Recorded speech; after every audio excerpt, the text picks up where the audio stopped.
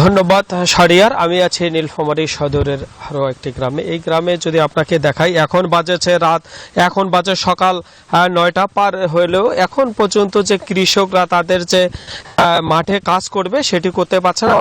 বেশ কয়েকদিন ধরে সকাল থেকে মানে ঠান্ডা এবং বিকাল থেকে শুরু হয় এই ঠান্ডা এবং সকাল পর্যন্ত থাকে। যদিও রোদের কিছুটা তাপ বাড়ার কারণেও শীত হওয়ার কারণে কৃষকরা তার মাঠে কাজ করতে পারছে না বলে আপনি দেখতে পাচ্ছেন ক্যামেরার মাধ্যমে। যদিও আপনাকে জানাই, কালকে আবহাওয়া অফিসের সূত্র মতে জানতে পারি যে 11.6 ডিগ্রি সেলসিয়াস ছিল, তবে আজকে 11.2 ডিগ্রি সেলসিয়াস বলে আমরা জানতে পেরেছি। তবে একটু যদি আপনাকে জানাই রাখি যে এই যে আবহাওয়া অনেকটাই খারাপ হওয়ার কারণেই যে মেডিকেলগুলোতে রোগীর সংখ্যা বেড়েছে বলে আমরা জানতে পেরেছি।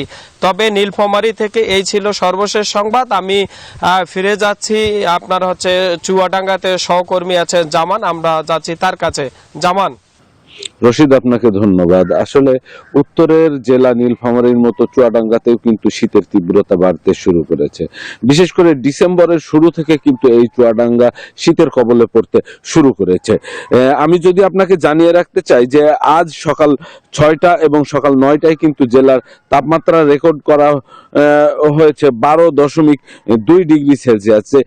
এই তাপমাত্রা কিন্তু গত এক সপ্তাহ ধরেই 12 থেকে 14 ডিগ্রির ভিতরে ওঠানামা করছে। আবহাওয়া অফিস যেটি বলছে, এই চলতি ডিসেম্বর মাসেই কিন্তু 1 থেকে 2টি শৈত্য প্রবাহ কিন্তু বয়ে যেতে পারে।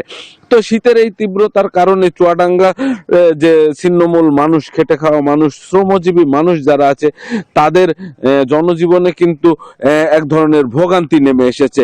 তো এই শীতের এই তীব্রতায় শ্রমজীবী মানুষরা ভোগান্তিতে পড়লেও আমরা কিন্তু জেলা প্রশাসন বা সরকারি বেসরকারি পর্যায়ে শীত বস্ত্র বিতরণের তেমন কোনো খবর এখনো পাইনি। তো এই ছিল চুয়াডাঙ্গা থেকে আমার কাছে। ফিরছি স্টুডিওতে।